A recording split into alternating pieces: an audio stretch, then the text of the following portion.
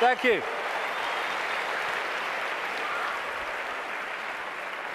I've changed my smelly shirt for, I think, a very appropriate color for this last section, actually. Smelt like a wrestler's jockstrap out there, I tell you. Okay, so where now? Well, this section is about the control system coming down, because we're in a period where a dramatic shift in human awareness and human consciousness is in the process of taking shape. Some people call it the shift, sometimes I call it the vibrational quickening, but what I've been calling it for 20 years, because I came across this in the very earliest days after I met that psychic, that first psychic, I called it the truth vibrations. The first book I ever wrote after that awakening started, because it's ongoing, was called Truth Vibrations, or the Truth Vibrations. Because I came across this awareness. There seemed no evidence at the time, my goodness, that there was a vibrational change in the process of coming. I understand it more now, mind, and we'll get into it, but I had no idea then. And what it was going to do was act like a spiritual alarm clock, and it was going to wake people up. It was going to wake people up from this slumber, this coma that we've been in for so long.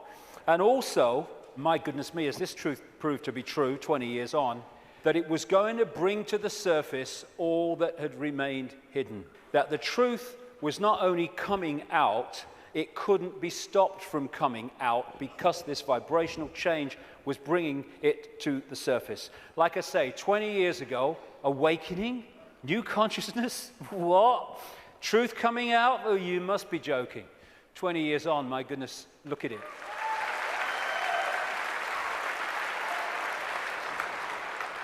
I'm fortunate to travel the world speaking, and I'm being invited to more and more countries you never think you're being invited to.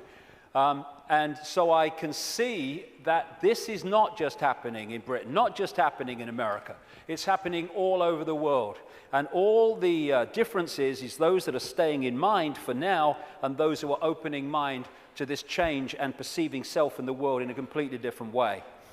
So I've been saying through the day, there's a base vibrational construct, the base vibration of this virtual reality coming out of the black holes, which triggers, as it goes through its cycle, which appears in the play-out world as like a time loop, it triggers different information coming from the suns. And we decode that information, and as it changes, so the information changes, and so therefore the epoch changes, the yuga changes. And we're now at this cusp where we're going from one epoch, one vibrational information epoch, into another one. And this new one is dramatically more expansive, dramatically more enlightened in the level of awareness that we are going to have access to. And the control system, which is a manifestation of this epoch, cannot survive this epoch, and that's why it's doomed. And we're now in the cusp of that change from one kind of world experience into another one. It's just another stage on the circuit of experience. And so, while for a few years yet, it's not going to seem like the control system's going down, because it's going to be throwing everything at us, because it's going to be desperate, there is no way that our children, young people, and grandchildren are going to live out their lives, as appears to be the case now, in an Orwellian, fascist, global state. No way.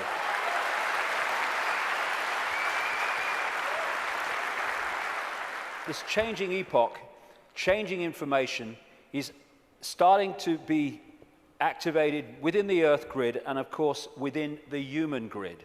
This new information is starting, for those that open themselves to it, instead of stay closed in density, because if you stay in a dense state, then these higher vibration energies are not going to impact like you if you open yourself to them and connect with them. But those that are awakening, this new photon information, this more expanded perception, we're starting to integrate it, and we're starting to get insights from it, because it contains information that hasn't been around in this period we've been through. Now it is, and suddenly it's like, oh, I see it now. Oh, I get it now. Why didn't I get it before? Because you're now decoding a totally different level of information that's becoming available, and it's encouraging us, it's pressing us, it's urging us to open to all that is and change the way we perceive the world. What certainly is true is some strange things are happening in the sun. The sun goes through cycles of less activity and more activity, the so-called sunspot cycle, which also produces the solar flares and all that business. And it's kind of quite a predictable cycle of some 11 years, and it goes into a down period, and then another one starts. But what's happening now is that the down period has been bewildering scientists, because the new period, the new sunspot cycle of activity, which will push temperatures up a bit, and these bloody global warmers will go orgasmic when it does, is not becoming active. There is no one, this is something I read in a scientific magazine, there is no one alive today, or nearly alive today, who has experienced a down state of sunspot activity of the kind that we've been through in the last few years. This is where temperatures have been falling. This one is the so-called near solar minimum in January 2005 of sunspot activity, and this was the sun yesterday in terms of sunspot activity. Something's changing, and other things about the sun are not reacting as they normally would. But I suspect that when it starts again, and it will, we're going to see some dramatic activity in the sun. And that will impact upon not just the Earth's energy field, it will impact on our consciousness, our awareness, and things will start to speed up. Because this new information construct coming out of the sun is symbolized by Neil Haig and myself as a lion, as the real human being I symbolize as a lion also. And basically, these truth vibrations are going to dramatically, as we go through these next few years, dramatically affect human perception, human awareness, and human potential as this new information becomes decoded and the awareness potential expands and we access a greater part of all possibility. Another thing these truth vibrations are going to do and are doing is to break that wall, that line of troops on the left brain, and we're going to be accessing more and more of our right brain potential. So our creativity, our insight, our ability for what people would call genius today, it's not, it's the natural human state, is going to more and more expand. We're heading in for an incredible time. It might not seem like it like for a few years, like I say, because these people will be battening down the hatches and trying to do everything they can to stop it, but that is what awaits us. In many ways, I wish I wasn't 58. I wish I was like 28, because I'd like to live through a bit more of this. But I'll have had me fill by the time I'm done, which is bloody well not yet, I'll tell you. So when so as we are impacted by these truth vibrations, because we open ourselves to them, then we break out of these boxes. And these are the people who are not being touched by that yet, but my goodness me, I'm seeing people now change dramatically in no time. I was walking through where I was speaking in Santa Fe last year, and this guy walks past me. He'd flown in from Austin, Texas, and he said, 3 months ago, mate, I thought you were mad. Words to that effect. He said, now I get it. And he got it so quick, and we're going to see this happening. People changing dramatically, and also, as I understood 20 years ago, that all that's been hidden, the curtain is being pulled back. And we're in for some shocks. I mean, of course, what we've talked about today is shocking to most people who have seen the world in another way, but the shocks are going to go on, because what's been going on in this world behind the scenes is nothing like what we think it is. And these truth vibrations, this energetic change, this new epoch of enlightenment and expansion, and people call love and harmony and respect, connection, is going into these dark places, these structures that are held together by low vibrational density, and breaking them up. Not, like a war. It's a new epoch coming. And as the new epoch comes, the energetic change is going to break up the denser structure of society and belief. And like I say, if these guys think, as they do, because they're accessing here, not here, because of their mental and emotional state, that it's a done deal, well, they're in for a bit of a shock. Because, when you've got a dam of water, it can take a long, long time before the cracks appear. But from the cracks appearing to collapse can be a very, very short time. And already, if you look from this perspective, the cracks are appearing. And the first crack is when people say, I've had a freaking belly full of this. I ain't taking this anymore. Then the cracks start to appear. And what we're going to see in the next 10 years is this control system, increasingly as the years pass and these truth vibrations get more powerful, we're going to see this control system come down because a new awareness is being breathed into this reality, and a control system based on suppression of awareness therefore cannot survive that change. Now, another perspective on why the control system is going crazy now. As I say, they can see down what we call a timeline further than we can when we're in this reality, because they're in another reality looking in. So they could see, they don't know the scale of it because they can't get out here where it's being orchestrated from, and they couldn't get here. But they can get a feeling, and they have had an awareness that this energetic change was coming and how it could potentially affect the slaves in terms of waking them up. It is absolutely no coincidence whatsoever that it is now, of all times, in this experience within this reality, when these truth vibrations are manifesting themselves and quite demonstrably changing the way people perceive self in the world, that this control system is at its peak in trying to suppress humanity, control humanity. It's absolutely in sync because this moon matrix can only influence human perception if humans stay within its vibrational frequency, within its hack. The truth vibrations are taking us out of that frequency range, and therefore it's losing its influence on awakening people by the day as we start to perceive and see and become aware of things that we weren't before when we were connected to the hack. And all these things, destabilizing us chemically through food and drink, rewiring the body genetically through genetically modified food, what they're doing to the kids, the drugs, mobile phones, and all this microwave soup that we now live in, microchips especially, they're all designed to externally suppress or internally suppress, in terms of food, etc., the human body computer to stop it accessing these truth vibrations. It seems to be, on the face of it, that they're trying to grab more and more control. The truth is, it is a desperate, desperate attempt to hold on to the control they've had thus far. That's what it's about. It's battening down the hatches to stop the control system coming down. In part because it has many expressions, including creating earthquakes and dramatic extremes of weather. This technology known as HAARP in Alaska, and it's now got other organizations connected to it and technology connected to it increasingly around the world, it bounces radio waves off the ionosphere, the highest part of the atmosphere, and back to Earth.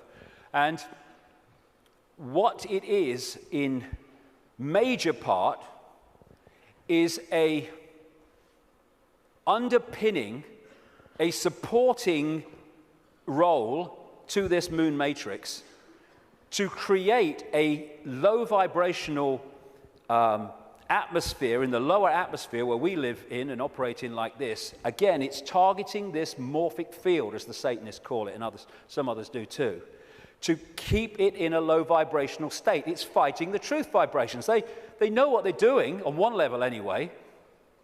And one of the other things that HAARP can do, and it's in the patents of the technology, it can send out radio waves carrying information, thoughts, on the wavelength of human brain waves, and it can impose those thoughts on the brain, which we then manifest through as our own thinking.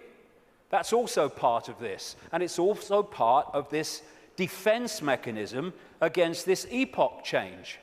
And if they change and affect this energy field we live in, we will be affected by it if we stay in density and closed mind state. I'm absolutely convinced, have been for years, that part of the creation of this like sub-reality underpinning, supporting the moon matrix, which was okay up to this point, didn't need anything else. But now this energetic change is taking place. They're bringing the troops in, if you like, to underpin it. And I'm convinced that part of the chemtrails, which kind of pollute our skies and stuff and contain metals and barium and aluminium and all this stuff, is part of creating this sub-reality.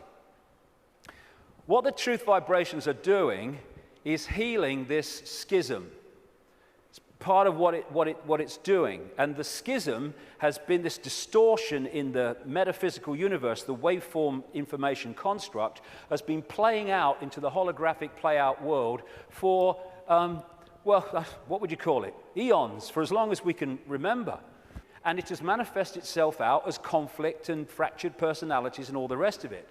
This is being healed all the time as these truth vibrations impact themselves and we move into this new epoch. And those that are tuning into it, it's healing these divisions. And when this changes, this must change. And the control system is a play-out holographic expression of the schism. So when the schism heals, as it's going to, this distortion, its outward holographic expression, the control system, must fall. That's why it's doomed. It cannot survive this energetic change because it is a manifestation of the distortion that is now being healed. The pieces are being put back in that have been taken out. A totally new era is in the process of moving into human experience, and this control system, it's doomed, and all its expressions are doomed. Not doomed like, let's have a mass bloody murder, mass killing, all the rest of it.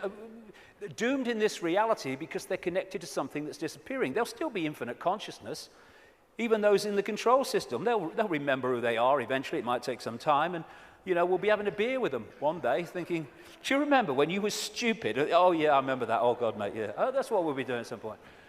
So this epoch change is moving from a sense of division, left brain, where it sees everything as apart from everything else, sees everything in terms of structure and apartness. We're moving from that perception as this energetic construct changes to a perception of what comes from expanded consciousness and awareness, which is we're all one. We're all expressions of the same one consciousness, which again makes racism ridiculous, ludicrous, insane, the height of ignorance. And as the schism, the distortion is healed, so other expressions of the distortion will become what we call history. The police state, the energetic wars, once we're really in to this expanded awareness, the very idea of going to war.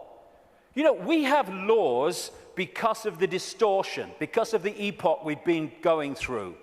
We don't need laws in the state of awareness that we're going into, and our children and grandchildren will go even more into. You don't need to say we have a law against murder when murdering someone would never even enter your psyche.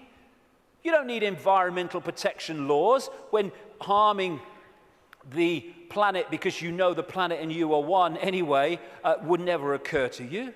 You don't need these things. Laws are there to suppress overwhelmingly, but also expressions of laws are to try to mitigate for the distortion that manifests itself in distorted behavior. The idea of anyone going hungry in a world of plenty in the epoch we're entering, never even conceive it. You mean they used to let people starve? That's this mentality that we're moving out of. And we're at the cusp now of this change, which is a very interesting place to be. We're going back to that. We're going back to being connected to what we really are. And of course, 2012 is much talked about and will be more talked about as we get closer to it. I have a different view on that. You know, I should be saying, given I've been writing about these truth vibrations for 20 years, I should be saying, see, 2012 told you, yeah. No, I'm not saying that, actually. I think 2012 is a diversion. By 2012, yes, things will have moved on. Things will be changing.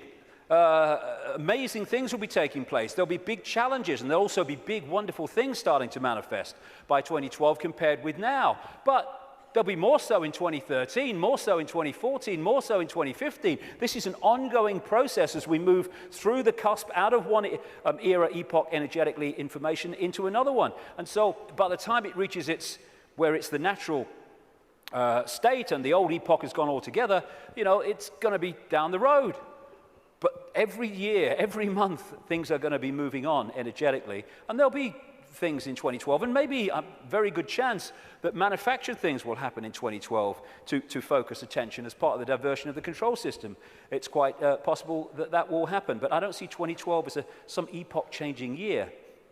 But there comes a point, and I don't think it's too far away at all, where the tipping point comes in this energetic change, where the irresistible force, which is the truth vibrations, then start to become the dominating state of awareness and perception in this reality. And then we're really moving.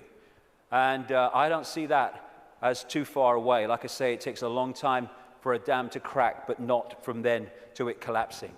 So we're actually living in like a river of energy that's getting faster and faster in terms of its vibration, the quickening.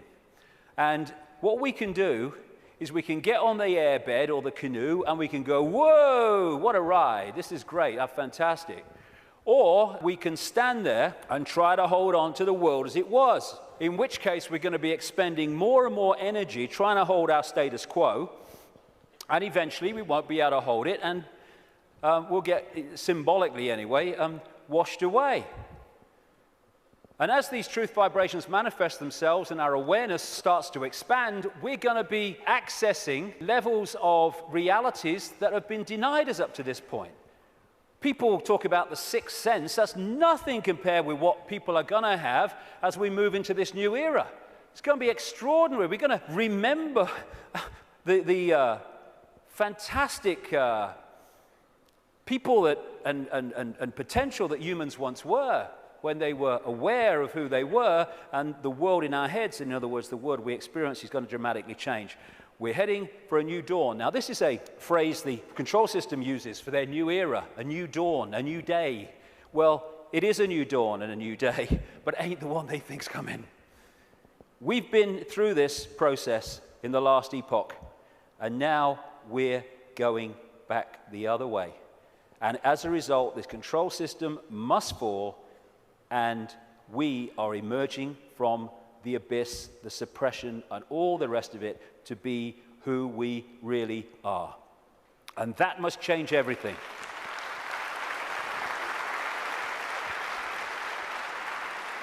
Einstein said, you cannot solve problems with the same level of consciousness that created them.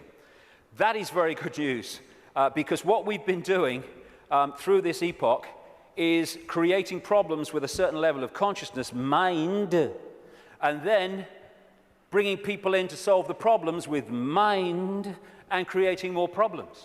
Now we're in this change where we're expanding consciousness, expanding awareness, and suddenly that cycle of problem and more problem, and it's unsolvable. There's no way out of this. Suddenly it's a piece of cake. Look, it's so simple. Fantastic time we're going into, but the next few years are going to be challenging. It's breaking the spell that the moon matrix and its supporting technologies and manipulations has had on the human mind. You know, we don't have to find enlightenment. We are enlightened. What we need to do is remove the barriers of belief and perception that we've thrown around ourselves that keep us from that enlightenment. That enlightenment's never gone away. It's over here. It's saying, I'm over here. I'm over here. And this is what a major role the truth vibrations are doing, because they're the quickening. They're breaking up these dense energy fields. And as they do, suddenly we're connecting with levels of awareness that we didn't realize. We've been in a trance all this time, programming perception because of that. And it connects through the reptilian brain. So let's disconnect from the reptilian brain as part of breaking the spell. It feeds us fear. It has to, constantly. Fear this, fear that. Insecurity, anxiety. That's what it's doing to manipulate our perception and hold us in a low vibrational state, therefore the moon matrix. So one of the ways that we can, just on a daily basis, is disconnect from the lizard brain, and therefore what it's connecting us to is to, simple thing, don't count to 10, count to 50. And if you're still wound up and about to hit somebody, count another 50. Because what the reptilian brain does is it doesn't think, it reacts. That's why it's so fast. It doesn't have to think, just reacts. Now, the other parts of the brain, like the neocortex, they think things through, so it takes longer than the reptilian brain. This is why we react to something, reptilian brain, and then maybe a minute later, 2 minutes later, maybe half an hour later, the visual cortex has thought this through, and we go, oh my God, I overreacted, didn't I? Did I really say that? Oh my God. That's what, it's the reaction system, reaction. And if we can stop reacting, emotional reaction and all that stuff, because, you know, we're manipulated so much through the reptilian brain reaction system. It's not problem, think it through, do a bit of research, see what you think, discuss it a bit, solution. It's problem, reaction, solution. That whole process of mass manipulation is done through here. So when we're faced with a situation, and I'm talking to myself as much as anybody here, you know, I'm not cross-legged on a mountain saying, hey, here I am. No, I'm talking to myself as much as anyone else. When we're faced with these reaction systems, whether it's because of a world event, whether it's because something in our lives, if we can just go, okay, I don't like this. 1, 2, 3, 4, 5, 6, and eventually the reptilian brain loses its power because it's a reaction power. And once the reaction's gone, it's lost its power. And we can think things through. And if we stop reacting through the reptilian brain, then we are massively disconnecting from the moon matrix. And as these truth vibrations change the nature of this energetic control of the human collective mind, the hive mind that we've been connected to, then its expression, this structured world, the way we work. And, you know, my brother said to me once, what's it all about, Dave? He said, you get up in the morning, you go to work, you come home, you have your tea, you watch telly a bit, and you go to bed. You get up and you go to work. I mean, look at it. It's the way it is, the way it's structured. It's slavery because it's so limited. And I've talked to people once, the last time I spoke at the Oxford Union, I was talking to some students. They could not perceive a world in which there wasn't a hierarchical structure of government because there would be chaos. That's the left brain at work. And people, when you think, look, this world is crazy. It's not serving people. People are serving it. That's what we are. We're slaves to a system. Politicians are slaves to a system. They go into the system. They think they're going to change it. The system changes them. And therefore, we can't perceive left brain, old epoch, that actually there are other ways of living, of interacting, other ways of providing food and warmth and what you have, other ways of living life than this drudgery. But as we expand our awareness, then other ways of interacting will become very obvious to us. Blinded by belief, believe. This is one of the control system's greatest weapons to control the human psyche. Get them to believe something. They don't care if it's this religion or this political belief or whatever it is, as long as you believe something, powerfully, then they got you.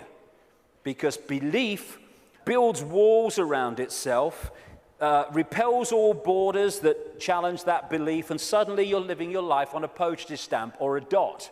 And your true ability to perceive in an expanded way is gone. You've given it up to the belief. This is how it must be. And once you have a belief, like a religious belief, then there are rules and regulations. Walls go around the belief. If you're going to be one of us, you must believe this. You can't believe that because they believe that, so you'll be one of them if you believe that, and all the rest of it. Here we go. We're all possibility. What are we doing having rigid beliefs when we're all possibility? Religion is mind. And there are many expressions of religion, not just going to church. There are many religions of the mind of various kinds that don't appear to be, but they are addictions of the mind. It's mind. You must believe this. There is one possibility. What's that saying? There is one possibility. That's how mind thinks. Consciousness, there is one possibility. You're having a laugh, darling. So religion, as we know it, is not going to survive this epoch change either, because it's an expression of the last one.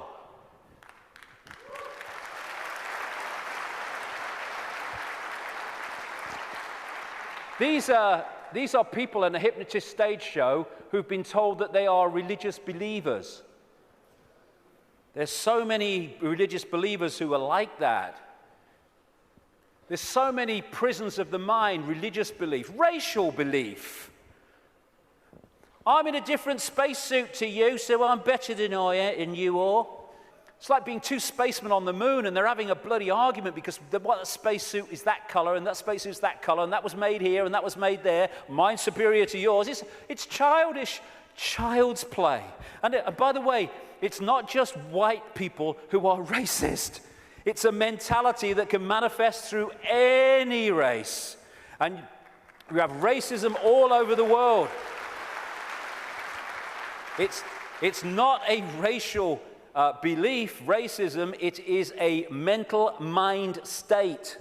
And anyone that thinks they're superior to anyone else because of their body computer state or color or whatever is controlled completely by mind and ignorance, political belief, self-identity belief. I am Joe Public, I'm little me. All these things will go and have to go if we're going to open up to the truth vibrations, because they are all about limitation, all about little me. And as researchers have shown, when we have rigid beliefs, the brain fires off the neurons in a specific network. And what that does is filter reality, decode reality, in line with the way those neurons are firing.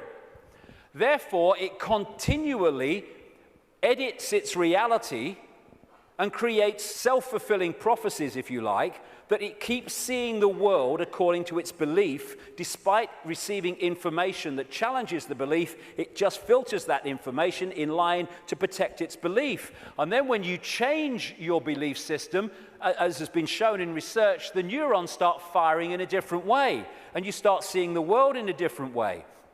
If we can get to a point where we open our minds without belief, we come from a state of knowing, all-knowing consciousness rather than belief from mind, then we open up the range of perception and understanding and awareness well beyond anything you can access if your brain is firing off in this symbolic way, limited by rigid belief, whatever belief that may be.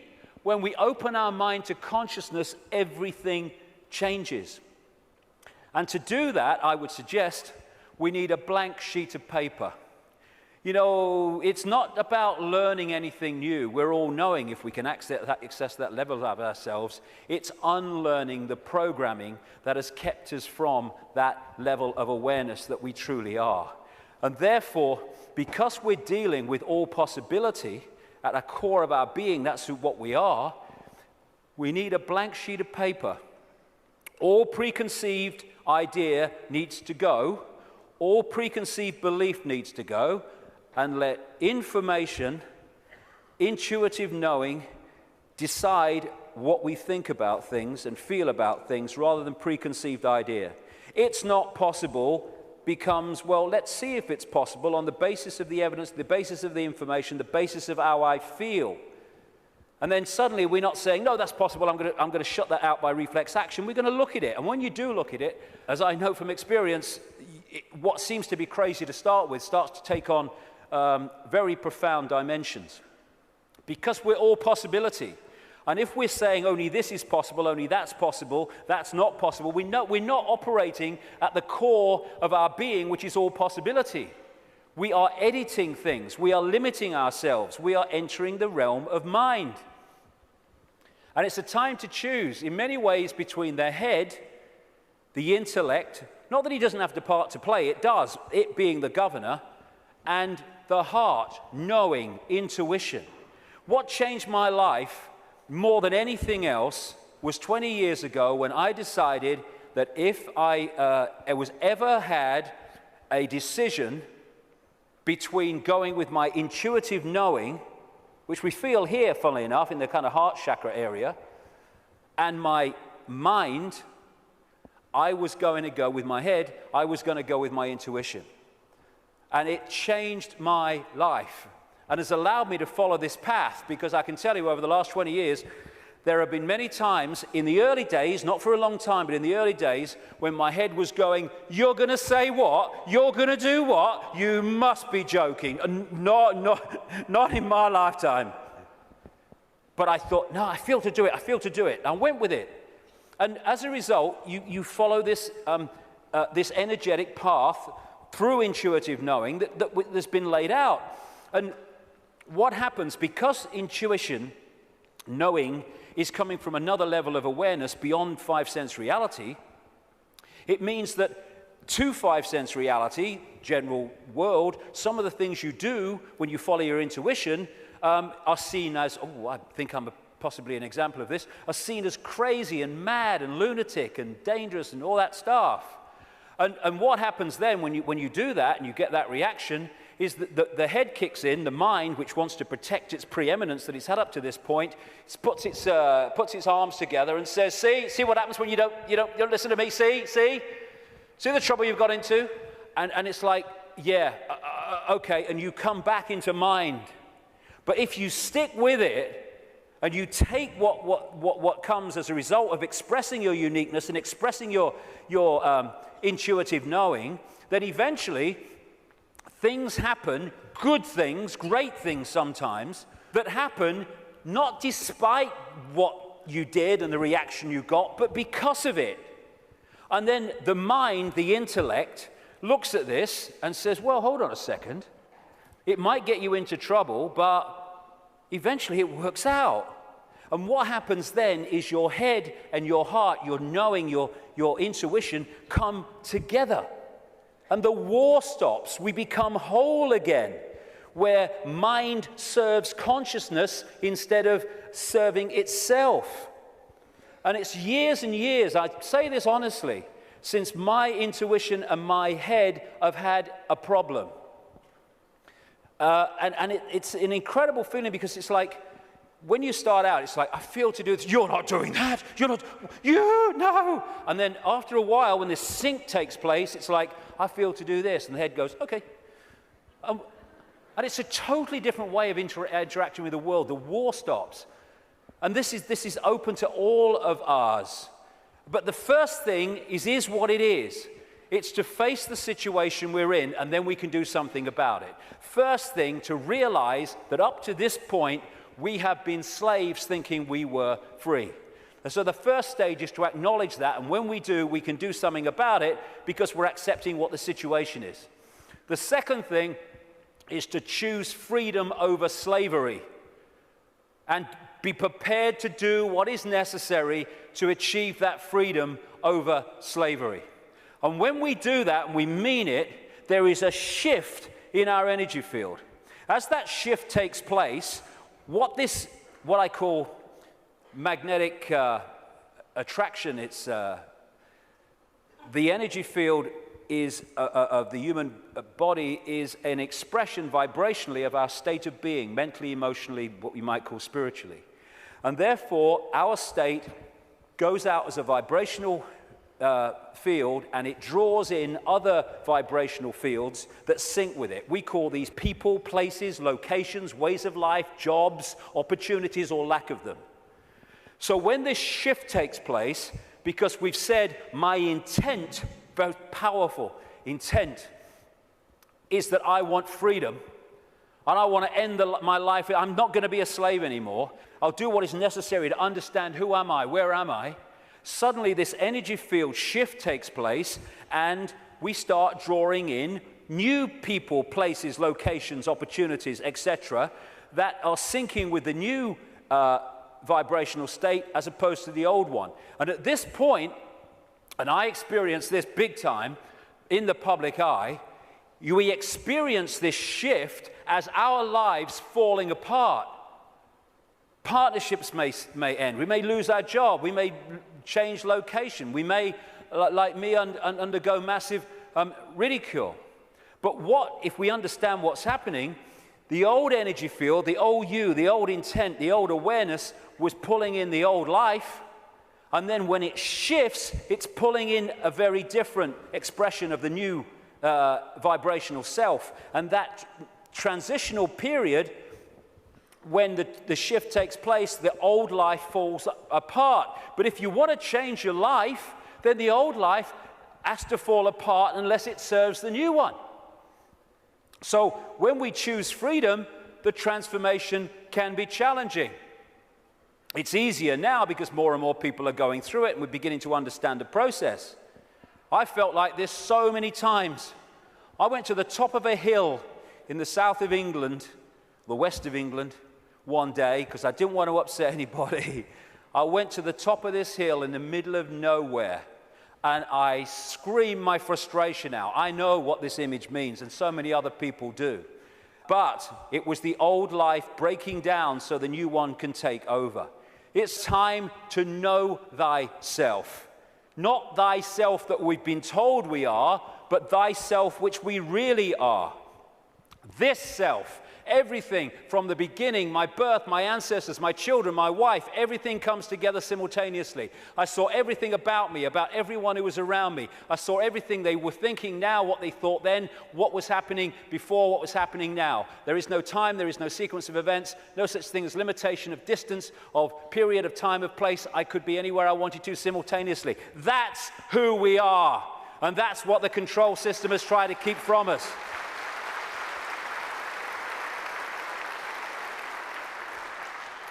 Now, the way to go most powerfully with this change is to stop identifying who we are with what we are told we are, little me. To stop looking in the mirror and thinking that reflection is me, it's all I am. And looking at ourselves under the microscope, that's who I am.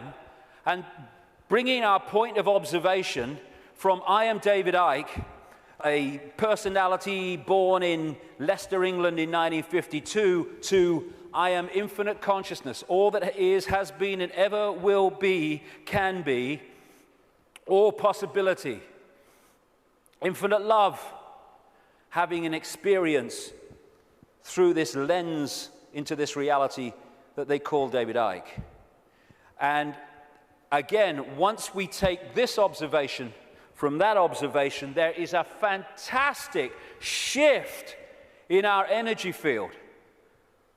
And we break up these densities that are holding us in mental and emotional servitude.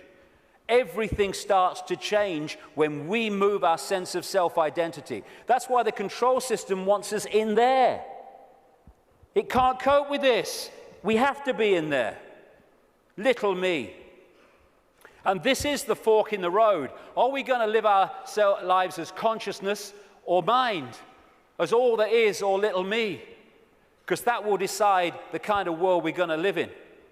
Escaping the box, and it is a box, it's a vibrational box. Getting out of this thing called cognitive dissonance, where we lie to ourselves. Cognitive dissonance is, for people who haven't come across it, it's a very powerful controlling mechanism whereby we have a belief about self or the world or a situation, and we're sticking with it. And when we face information or experience which challenges the belief, then cognitive dissonance is that uneasy state when you see that your belief system is under threat from this information or this experience. If this is real, then the belief can't be. And what you do then is you go about these incredible stories we tell to ourselves to convince ourselves that this can't be true, to protect the belief system. Cognitive dissonance could be a good thing if that dissonance leads you to look at your belief in the light of this experience or this new information, and then move the belief in the light of that. Then cognitive dissonance is a good thing. What most people do is try to hold the belief system in the face of this. And there's no greater example than the Skeptics Society. You ever come across them, the Skeptics Society? Bloody hell, they are cognitive dissonance.com, they are. I tell you. I've debated with some of them on television programs and stuff, and one of them, his bum kept bouncing on the seat. He had what they call Vitus dance, is it? My mother used to call it, where you can't stop moving, because he was in such cognitive dissonance, because the information he was hearing was so at odds with his belief system, he was kind of going crazy. And so you get people who come up with these amazing bloody stories to try to explain away why something is not challenging their belief system. So again, part of that blank sheet of paper is letting cognitive dissonance serve us. I'm going to look at my belief system instead of holding on till our knuckles turn white. Also, trying to avoid looking at the truth, because if we don't, we ain't going to change anything.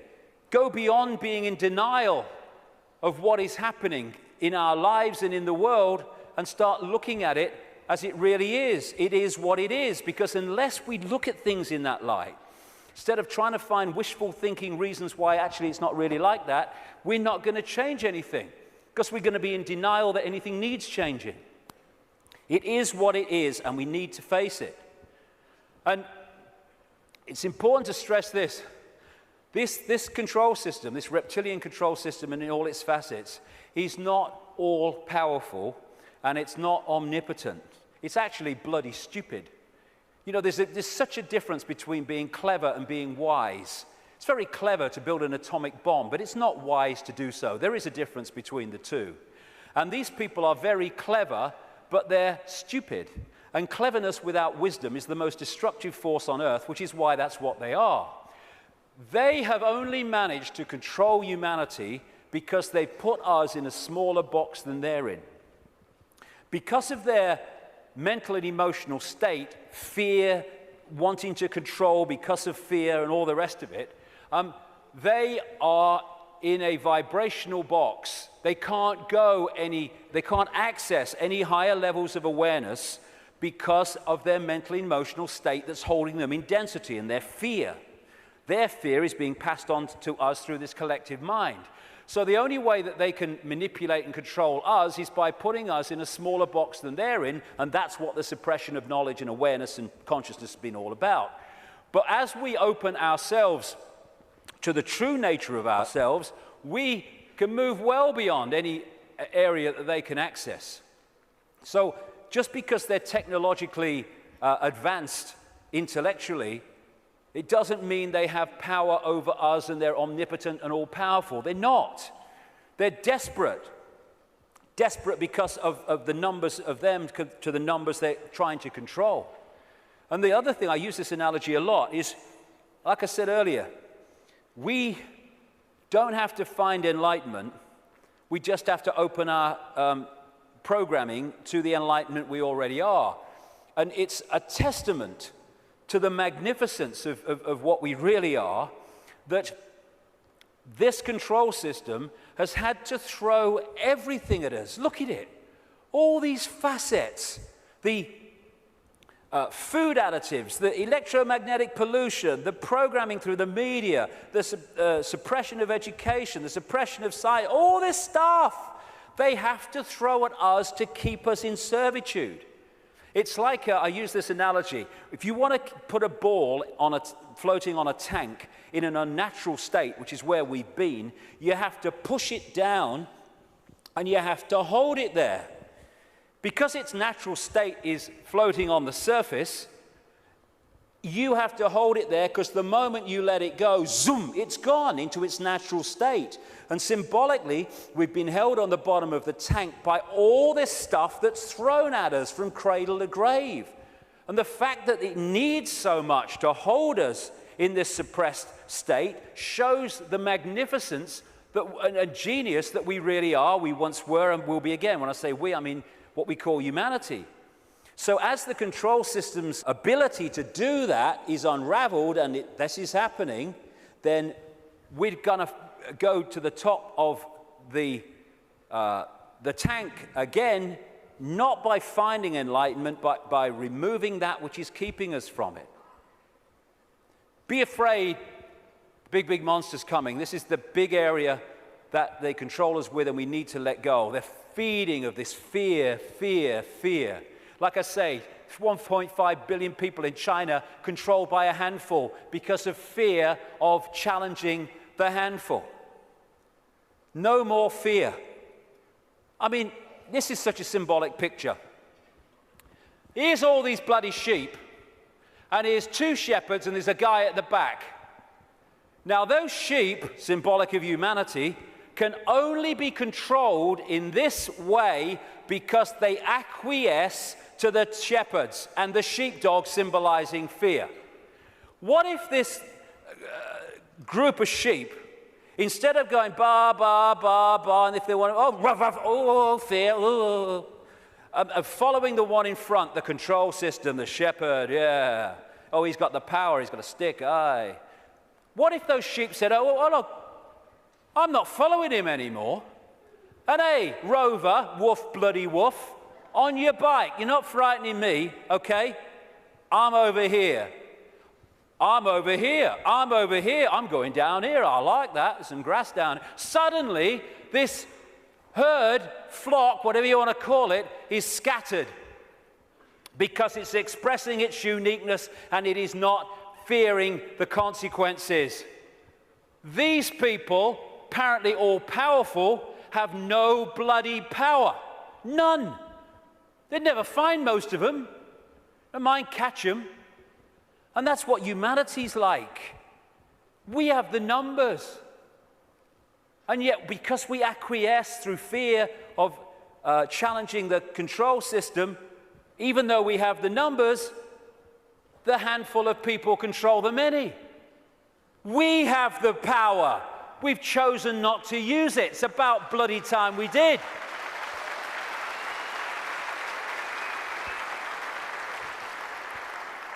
God, the answers are there in front of our eyes. The definition of insanity is doing the same thing over and over again and expecting different results, Albert Einstein. Absolutely it is. So it's pretty certain that if things are going to change in terms of control and suppression and all this stuff, then we've got to stop doing the same thing over and over again, and that is acquiescing to the control system. We're all possibility. What are we doing? Thinking that we just do the same thing over and over again? That's one possibility. Let's express our uniqueness and respect each other's right to express our uniqueness. We're all possibility. Actually, one possibility is swimming against the tide. Let's try it. And let's respect each other's right to do that. We should be celebrating diversity. Diversity is an expression of all possibility. It's acquiescence and conformity that is an insult to all possibility. And yet that's what this system wants us to do, conform. And you know, at least sheep need a sheepdog to keep them in line. Humans have out-sheeped the sheep because we keep each other in line. We don't need the sheepdog.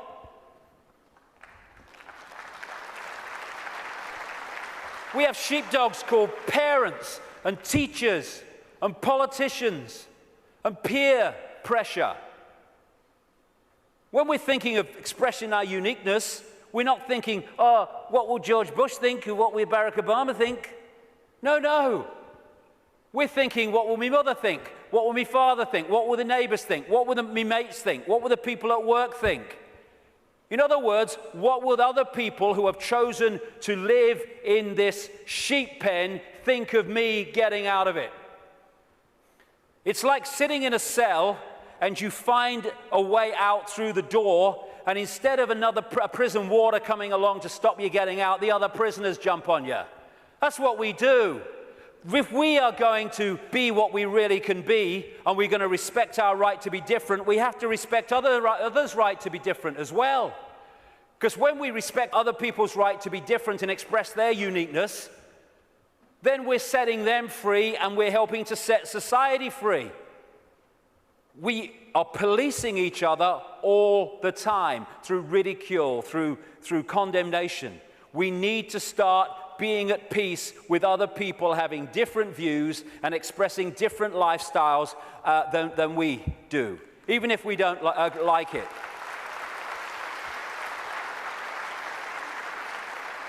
This breaks up this sheep policing the sheep.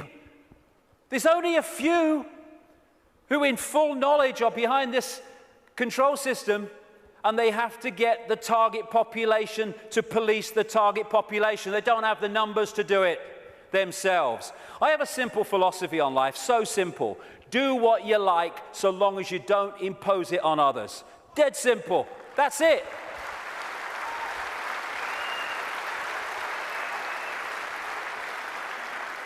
And I've heard people say to me, that would be anarchy. What about people murdering each other? Well, I think that murder could just about constitute imposing your will on another person. And when you think about that simple philosophy, it overrides all law, need for law, if we live that. We don't need laws that say don't murder when you wouldn't impose yourself on another person. But we can do this. You know, if Henry Kissinger wants to sacrifice George Bush, be my guest as long as you both agreed. Because when you leave the body, you'll feel right prats and you might learn something in your eternity. I get interested when they want to impose things on other people that don't want those things imposed upon them. That's what the control system's trying to do. That's why I'm interested. But express ourselves as long as we're all agreed. And we don't impose it on other people. We have this either or.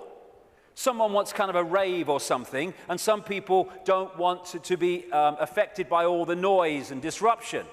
And so we say, they can have it, they can't have it. It's either or. Any society that was conscious would say, okay, we can sort this out, okay? They don't want the noise, fair enough, understand that. They want to have a party, a rave, a good time. Okay, now, let's find a place where they can have what they want that don't disrupt anyone else's life. So they can have their experience that they want and no one else is affected. Everyone's a bloody winner.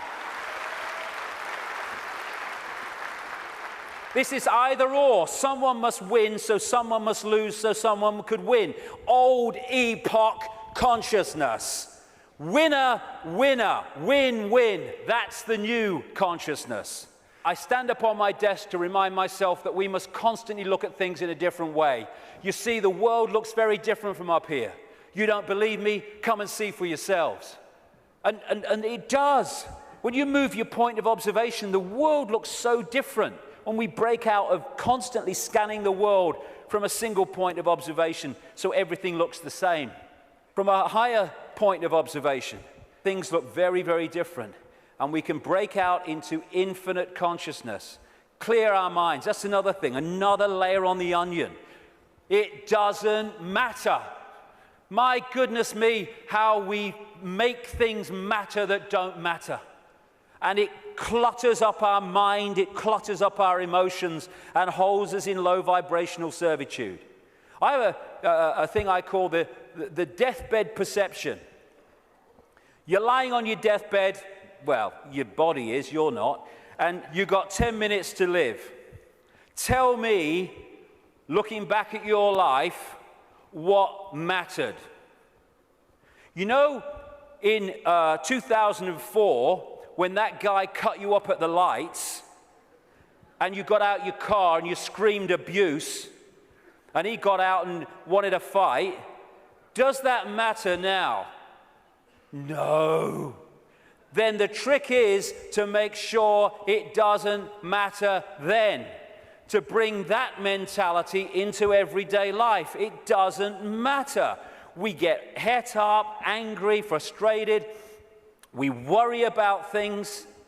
People worry about going to the dentist. Then they go to the dentist and they go, oh, that was all right. What do you mean it was all right? You've been worried sick for 3 weeks. It's destroyed your life for 3 weeks. You tell me it's all right. It was no problem. It's bringing this. It does. What really matters? What really matters is loving each other, caring for each other, being kind to each other. What matters is expressing our true magnitude of infinite genius, not acquiescing to meaningless things that we take so bloody seriously. How many things do we look back that got us really het up, frustrated and angry, and we look back, it didn't really matter, did it? Well, don't let it matter then. That's the thing. And then there's what I've long called combing the mirror. Combing the mirror is a crazy thing, because what happens is you want to change your hair, so you comb the mirror. Funnily enough, your hair doesn't change. What you have to do is comb your hair, and then the mirror reflects it. And this so-called out there world is like the mirror. It's not even out there. It's a projection of in here. If we're going to change this apparently out there world, we have to change in here. It's like if this is a movie screen, and I don't like the movie, so I'm going to stand here and I'm going to hurl abuse at the movie screen. Nothing's going to change. I've got to go back to the projector and I've got to change the reel, and then this will change, because this is just an outplaying of that. And the Illuminati control system is delighted, indeed encourages us to believe that we can change the world, if you like, and our lives out there. They want us to comb the mirror because they know nothing's going to change. This is where things change, and we connect with this at what we call the subconscious mind. And it's in the subconscious mind that we interact with this waveform construct. The conscious mind experiences the play-out holographic world, the decoded world. So this is where we have to change things.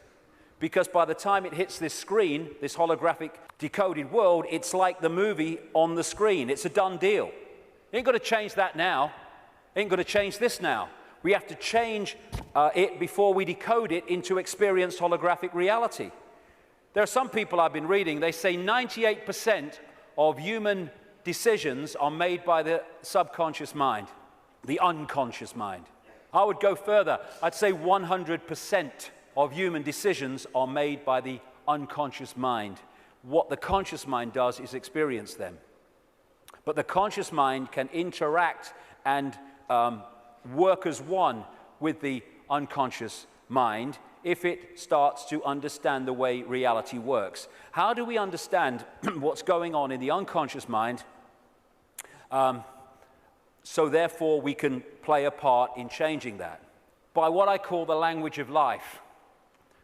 The play-out holographic world of experience is a mirror of the information construct, in other words, our unconscious mind in many senses. And the way it plays out, the language of life, as I call it, tells us what's going on in the unconscious. And therefore, we can play a part together, unconscious and the whole of self, in changing and clearing out what is happening in the unconscious, which is playing out in the experienced conscious holographic world. For instance, do things keep recurring in our lives over and over and over again? You'll never guess, it's only happened again.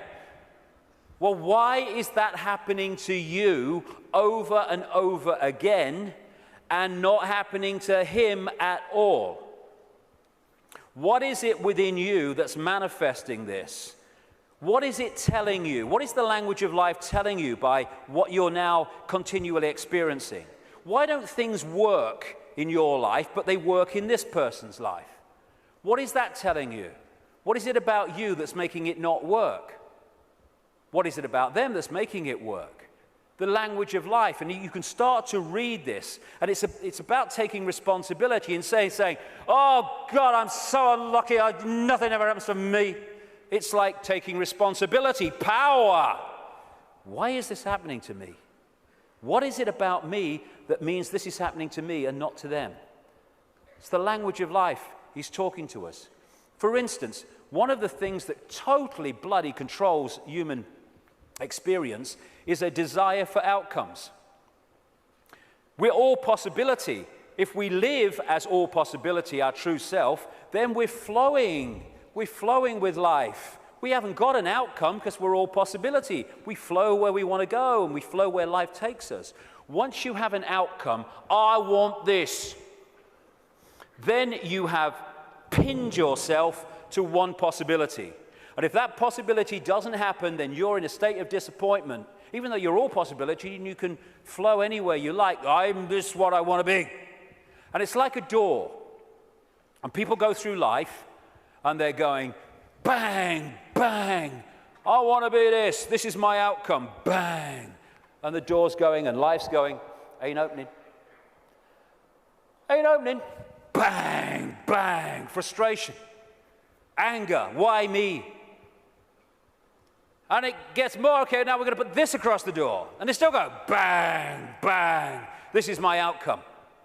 And then all the time this is going on, over here, there's a door swinging open saying, hey, come through me, no problem. Oh no, I want to be this, bang. And we go through life, and the door doesn't open, and that one's saying, over here. But because we have an outcome, it means it controls our life. And like I said earlier, and suppresses our life. I don't have an outcome. I don't have an outcome. When I get up in the day, I don't have an outcome. I don't have an outcome in my life. I just go where it takes me. Outcomes are limitations, preconceived ideas. Now, intent is a very, very powerful force for change. This is my intent. That energy goes out there, and through what I call vibrational magnetism, it draws towards us what we need to do to achieve that intent. Not when there's an R in the month, and every now and again, every time. So when we have this intent, I want to be truly free. I want to be the true magnitude of how I am. I want to know what's going on in the world. I want to understand this. What happens is that intent, if you mean it, it's not just words, otherwise it's no power at all, then that intent will start drawing to you people, places, experiences which let you achieve that intent. And often they are very challenging, and your whole life, your old life starts to break down as a result of this. A lot of people go, if that's transforming, no thanks. And we go back to the old life. But intent, if we mean it, is the first stage of transforming our lives from what they are to what they could be. The thing about intent, however, that it's the need to sync the intent with what the language of life is telling us. Because if you sync the intent with that door that ain't meant to open, then you can have a very powerful experience called frustration. Because the intent then is not going to open the door because it ain't meant to open because it ain't your journey. I have this thing, flow equals go, stuck equals chuck. Or at least look again at what you're trying to do and how you're trying to do it. It might be how you're trying to do it that's not stopping it flowing. But in the end, life is not meant to be a bitch and then you die. It's not meant to be a series of frustrations and barriers. It's meant to flow. That's what we are. And if it's not flowing, then the language of life is saying something about us. Why isn't it flowing? And interestingly, I've experienced this so many times. I know other people have too.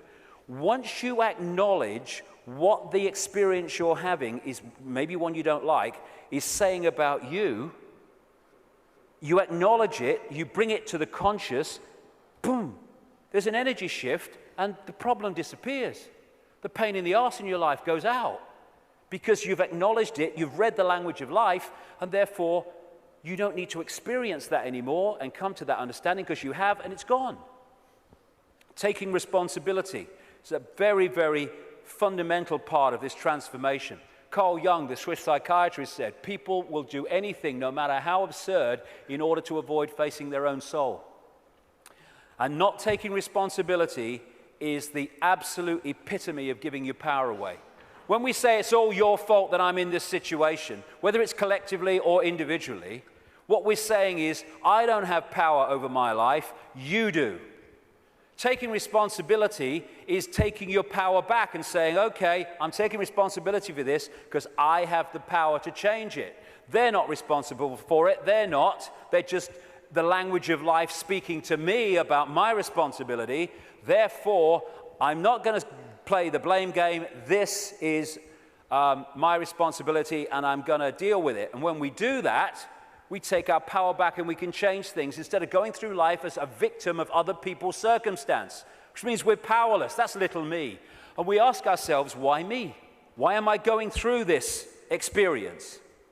Well, through the process of vibrational attraction, vibrational magnetism, an expression of us is going out, and an expression of us comes back in the form of people, experiences, locations, jobs, everything. So therefore, what we're putting out is what we're pulling in. Why me? Because we're creating it. Bad luck, good luck, no such thing.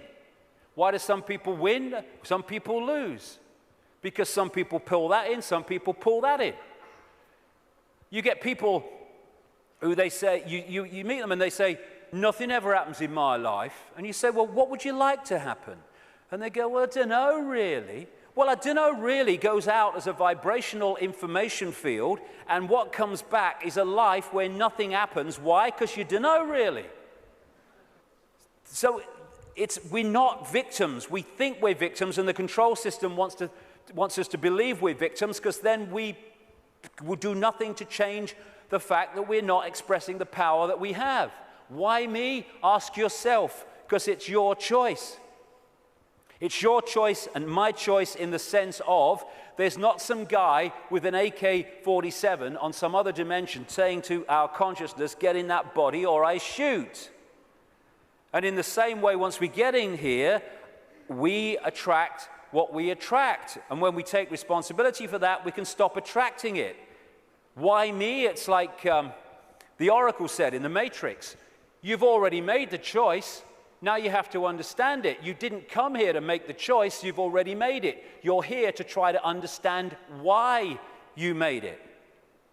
And as the message from the psychic 20 years ago said, arduous seeking is not necessary.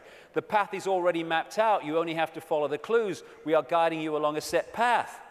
If we get caught in mind and the limitations of mind, then we can not go along that path, because mind is telling us, oh no, you don't do that in this world because you have to do this and you conform and all the rest of it.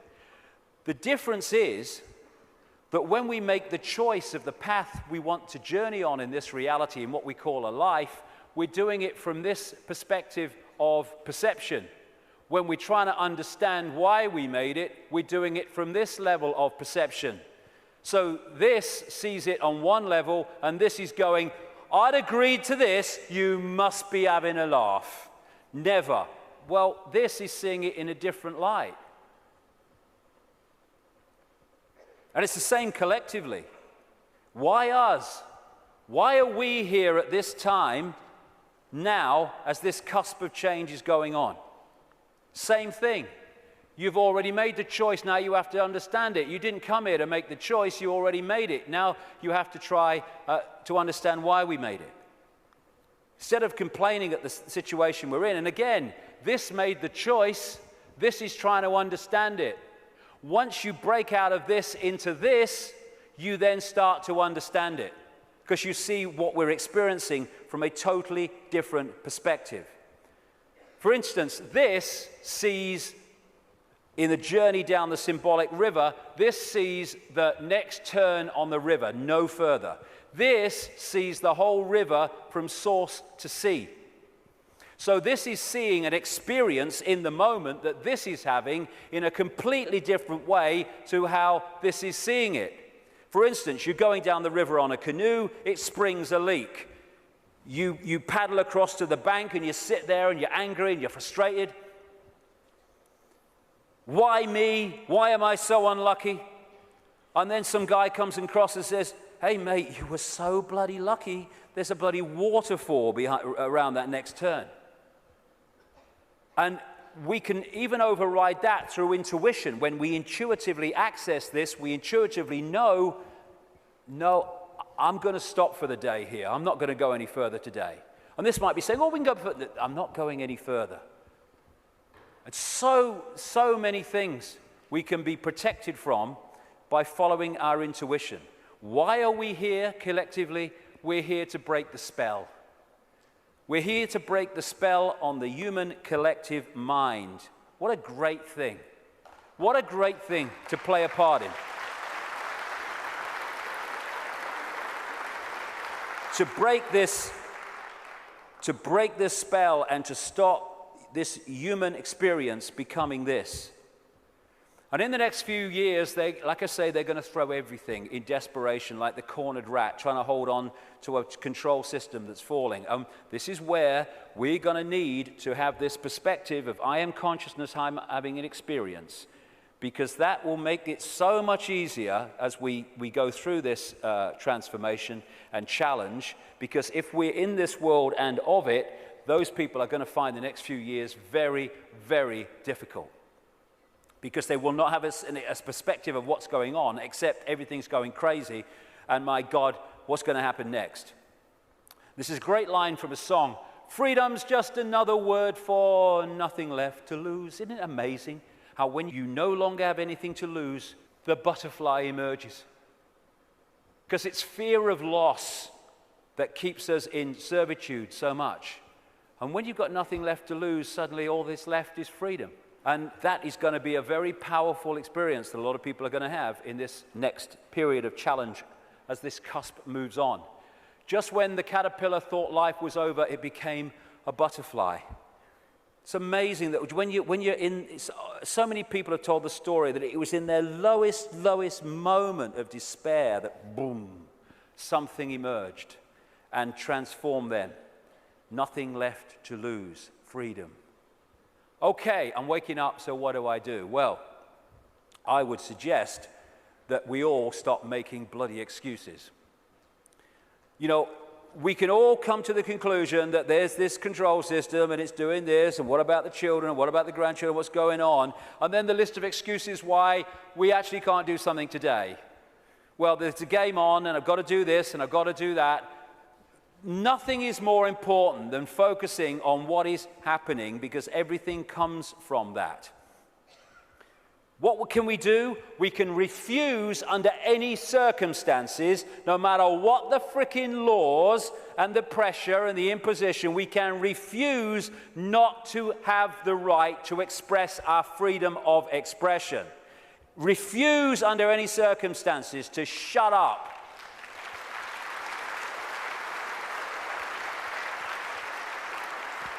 If vast numbers of people did that, this is the key to it all, what are they going to do?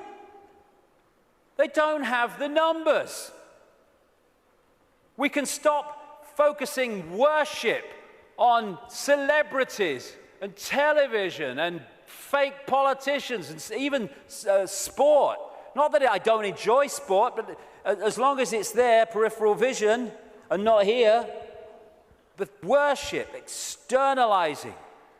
And this is the biggest thing we can do. Human race, get off your knees. What are we doing down there?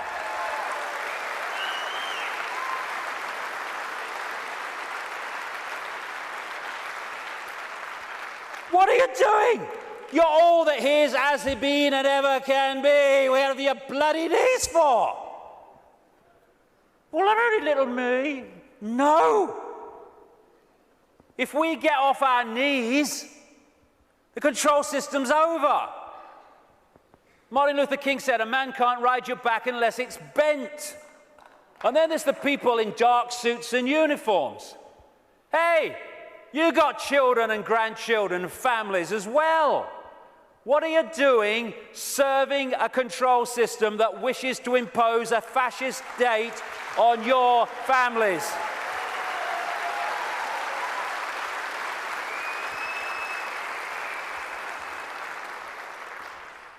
What are you going to say to your kids when the control system's in and it's controlling every facet of their bloody lives? Daddy, Mummy, Granddad, Grandma, what were you doing when the control system came in? I was helping to do it, dear. All the best with that conversation.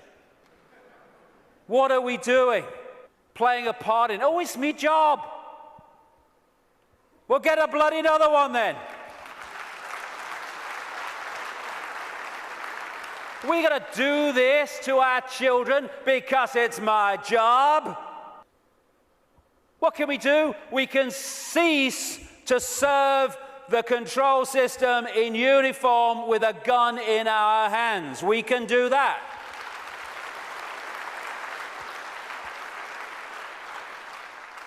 Soldiers are not there serving their country, serving their people. They're there serving the cabal that's seeking to enslave their people and their families. As Einstein said, the pioneers of a warless world are the youth that refuse military service. And more are equal to that, the adults beyond military service who support those that refuse to serve this control system in uniform. Oh no, you've got to serve your country. You serve your bloody country. I ain't doing it. Just like those wonderful Israeli young people. Know thyself. When you know thyself, when you know you are consciousness, the consciousness is going to get a machine gun and start shooting at aspects of itself. Mind does that. Mind fights. Consciousness doesn't even contemplate it. And that doesn't include just people in uniform. It means fighting for freedom. What's all that about? Let's fight for freedom. Let's have a riot in Athens and let's kill 3 people from the banking system. Hey, the world's a better place now. What you fight, you become. We don't want to fight this system. We need to cease to cooperate with it. This is a meeting of mind. One mind on a horse, one mind with something in its hand trying to do damage. Oh, they're 2 sides. They're one mind without consciousness. Freedom fighters, contradiction in terms. Cognitive dissonance. As Martin Luther King said, the limitation of riots, moral questions aside, is that they cannot win and their participants know it. Hence, rioting is not revolutionary but reactionary because it invites defeat. It involves an emotional catharsis, but it must be followed by a sense of futility. They want people to riot. It justifies more control. Nor do we need to meet this challenge with hate. That's playing away in the stadium we're trying to rid the world of. We don't need to hate these people. We just need to stop cooperating with them. Well, you know, if it's all the same with you, mate, I ain't doing it, okay? No hard feelings, bugger off. And then we've got this, you know, the protest, the mass protest. I do understand that. It might have a part to play. But so many times these protests, they're what I call steam whistles. You know, people go out in big protests with the banners and they kind of feel good about themselves and they go down the pub and say, at least we made our feelings felt. And then what happens? Bugger all. How many people marched in London against the invasion of Iraq, and what happened? Iraq was invaded. Protesting has such limitation. They don't care if we protest and walk through the streets and shout slogans and wave banners. They care if we come together, irrespective of color, creed, gender, sexuality, any of it.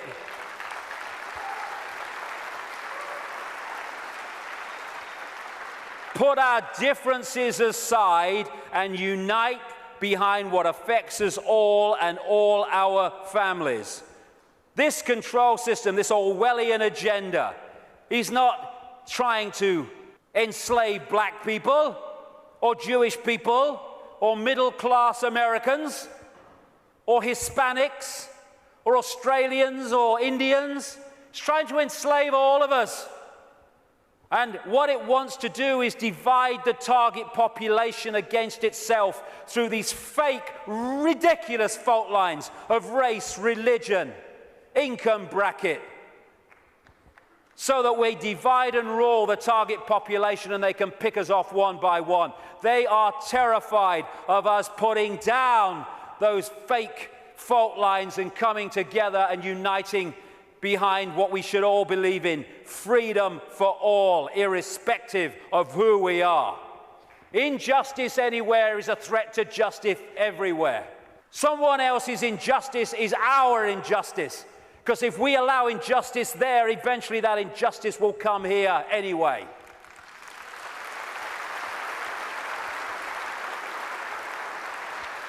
In the end, we will remember not the words of our enemies, but the silence of our friends. Silence is consent. Can you hear us now? Silence is consent. Because while we're silent on these impositions, the impositions just keep going on and on and on. By our silence, we are acquiescing, even agreeing to them being imposed. The end of silence, the end of acquiescence. If we want to be free, then don't run and hide.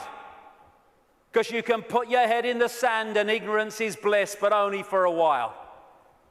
You can put your head in the sand because there's a tornado coming. But the tornado's still coming, your bum's in the air. If you lift it out the sand, take responsibility and face it, you can take avoiding action. Ignorance is bliss with a head in the sand, and then, bang, your ass is spinning up in the clouds. Strength does not come from physical capacity, it comes from an indomitable will. Mahatma Gandhi. Isn't it amazing how true that is? How you can see soldiers in uniform involved in truly extraordinary levels of physical courage and what we call heroism. And yet those same people are terrified of saying boo to another guy in uniform who's got more stripes on his arm than he has. Isn't it amazing? Where physical strength can come so easily, and moral strength not. That's to do with the moon matrix and the way that our perception is manipulated. Turkish proverb: a lion sleeps in the heart of every brave man, every brave woman, and it's not really bravery. When you let go of fear, you don't need bravery, you don't need courage. Courage is overcoming fear. When you let go of fear, because I'm all that is, has been, and ever will be, what's the worst that can happen to me? I leave this physical body of limitation and I become all that is, has been, and ever will be, in full awareness that that is what I am. My God, I'm terrified that that might happen. I don't know how I'm going to cope with the terror of thinking that might happen. Know thyself. Again, recurring theme, know thyself. We are consciousness. What is there to fear? Death? There is no death. Just putting the telescope down. We can meet this with fear. Oh my God, the police state! Or we can treat it with the emotion it deserves.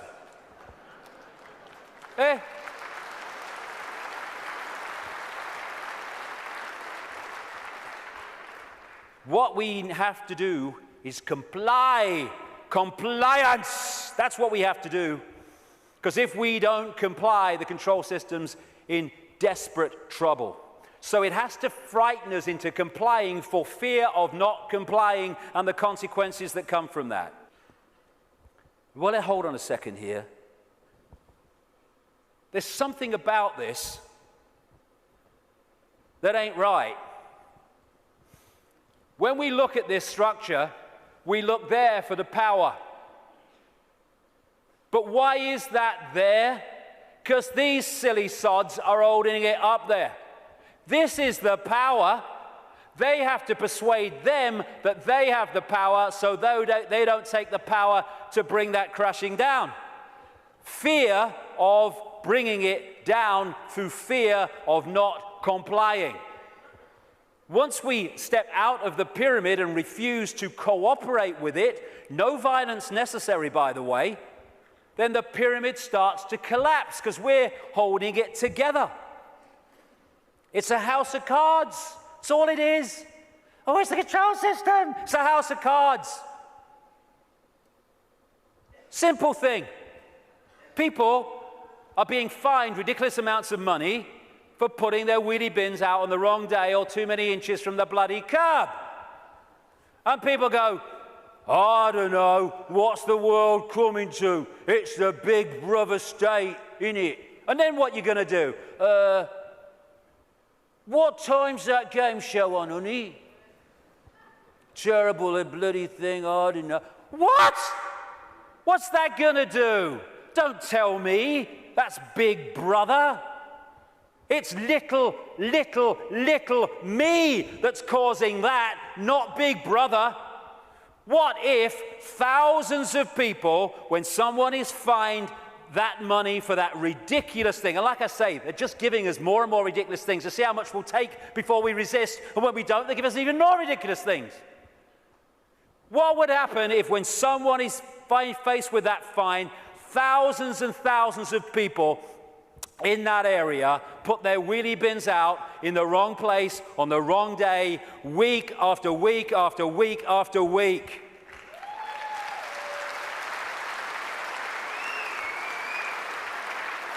The system couldn't cope. We have the numbers. And I see this, your vote is your voice, be heard. Bollocks it is. How can the vote be your voice when the people you're given the choice of voting for that have any chance of forming a government are standing on the same postage stamp of political policy and perception? There's no choice. We've reached a point now where the vote becomes a voice when we refuse to vote. We refuse to play the game anymore.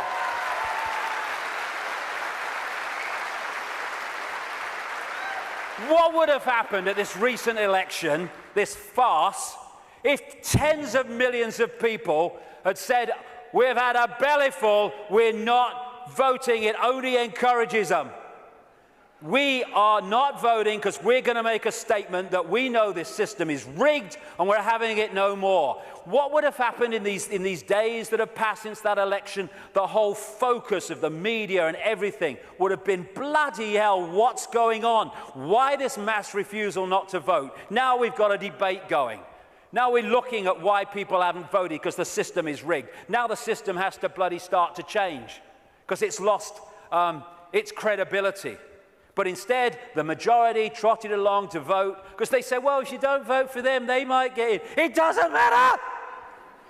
Their masks on the same face. So what if they get in? Same thing will bloody happen. Comply. No. No, no. Not if it's enslaving me and my children and imposing on my freedom. Comply, leave your home now it's foreclosed. No, no, no. Let's follow this through, shall we? Millions of people in the world are losing their homes, being foreclosed, and ending up homeless. Let's follow this through. Why have you lost your home, my friend? Because I can't pay me mortgage. Why can't you pay your mortgage? Because I lost my job. Why did you lose your job? Because the great banking collapse, they can't get this, they can't get my company went bust. And who's taking your home away and saying you've got to leave? The banks that caused the fricking problem. And we are leaving? What are we doing? What are we doing?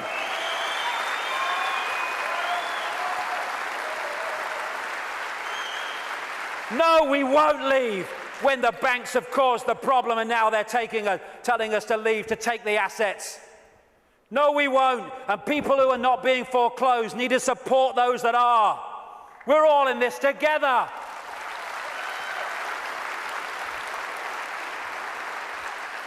Compulsory vaccinations. No, no, no.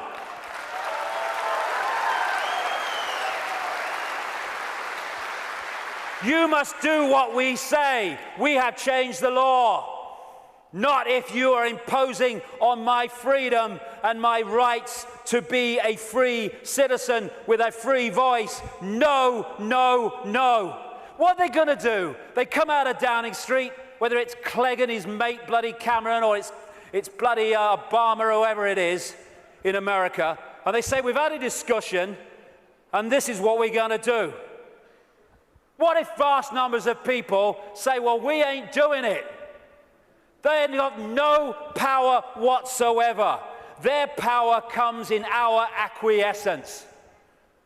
Oh, but you can't defy the law. Okay, let's follow this through, shall we? By the way, while I'm talking, put your arms out and I'll put the handcuffs on, because that's what you're telling me. What you're telling me is this. We have no say in laws that are passed.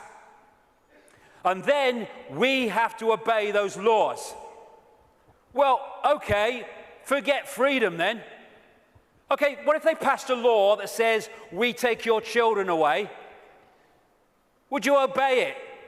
Well, no. So there is a line then.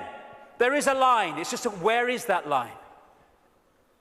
And if a law does not respect human freedom, it does not respect human justice, it doesn't respect fair play, we should not be acquiescing to those laws. We should be refusing to acquiesce.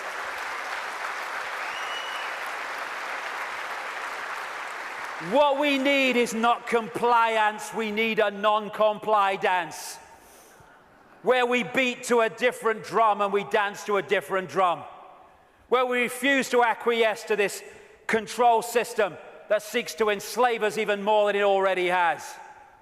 Non-comply dance. Do this, comply. No. No. But we need to do it en masse. Oh, we do it with a smile on our face. We're consciousness, all that has been, ever will be. Why shouldn't we have a smile on our face?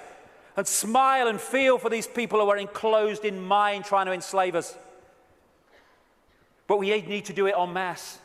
Because if we don't do it in numbers, then people get picked off. That's what's happening. I am all that is, has been, ever will be. You cannot grant me my freedom. It is not your gift to grant me my freedom or take it away, because I am, we all are freedom.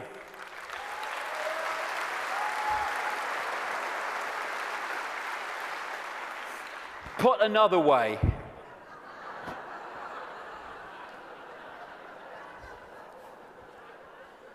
what would infinite consciousness do?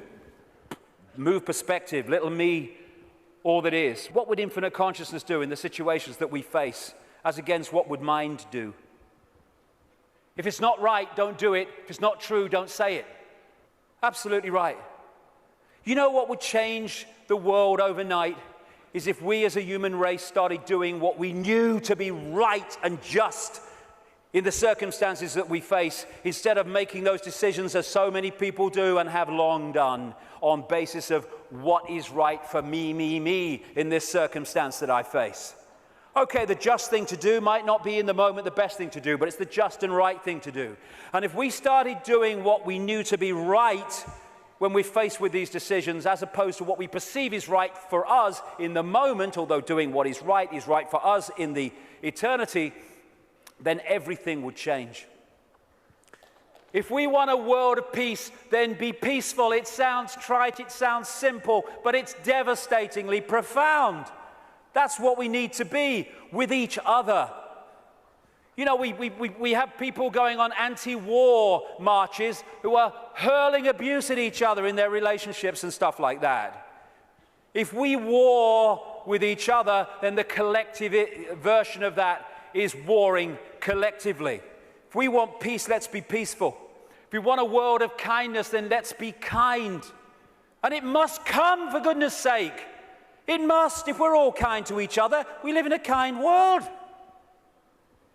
Martin Luther King said, cowardice asks the question, is it safe? Expediency asks the question, is it politic? Vanity asks the question, is it popular? But conscience asks the question, is it right? There comes a time when one must take a position that is neither safe nor politic nor popular, but one must take it because it is right. And when enough of us take that stance, everything changes. The revolution is not a revolution of weapons, it's not a revolution of fighting, it's not a revolution of hatred, it's a revolution of perception, because everything changes. I am a lion then. I'm not the lamb I kept seeing in the mirror and the world kept telling me I was. And then that expresses itself out into the true nature of who we are. And miracles become possible. We're going into the epoch of what we perceive as miracles. It's just a greater understanding of the way everything works. And the system must fail when that happens. We're being offered, the truth vibrations are offering us in this time, the chance to open the key to our minds, the key to our hearts, which have long been closed by so many people. The key to the freedom on a level that we cannot comprehend, because until we expand our consciousness, we cannot be aware of the true nature of what freedom is. It's not even what we perceive in this world. Enough. Enough of this suppression. Enough of this slavery. Enough of this enslavement of the few by the many. As the poet Shelley said, rise like lions after slumber in unvanquishable number.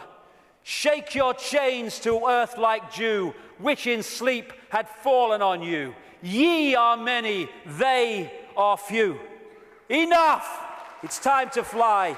It's time to fly. Thank you very much. Thank you. Thank you for coming. Thank you. Let's get on with it. Thank you. Thank you for coming. Thank you for coming. Thank you.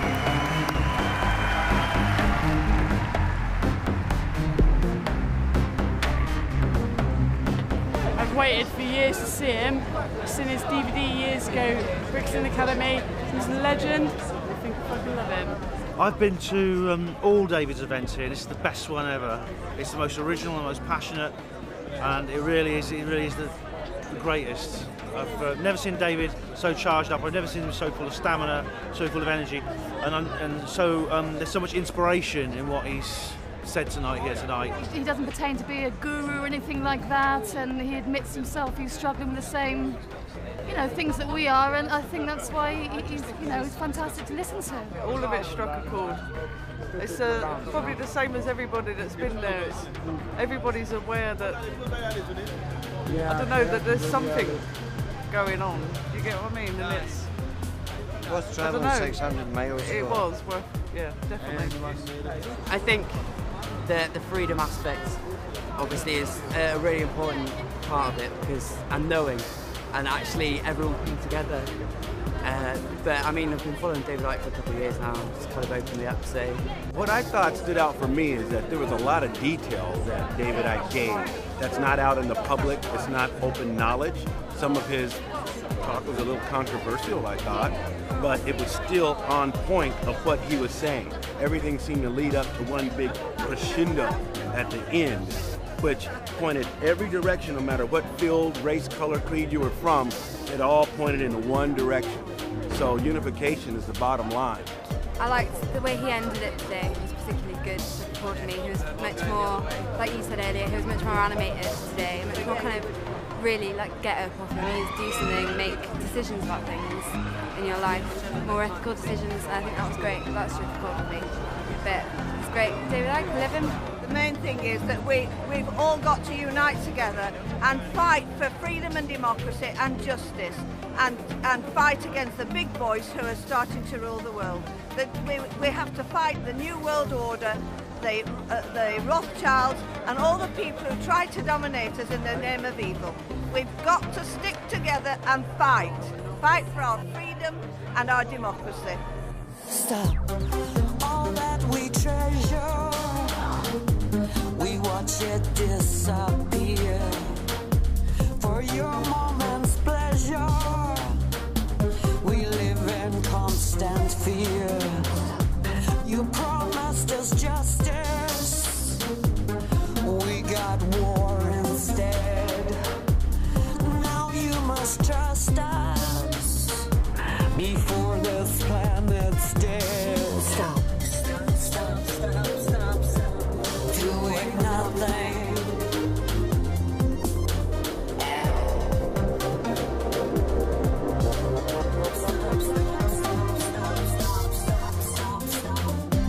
This world is amazing. It gives us everything we need, and it would be crazy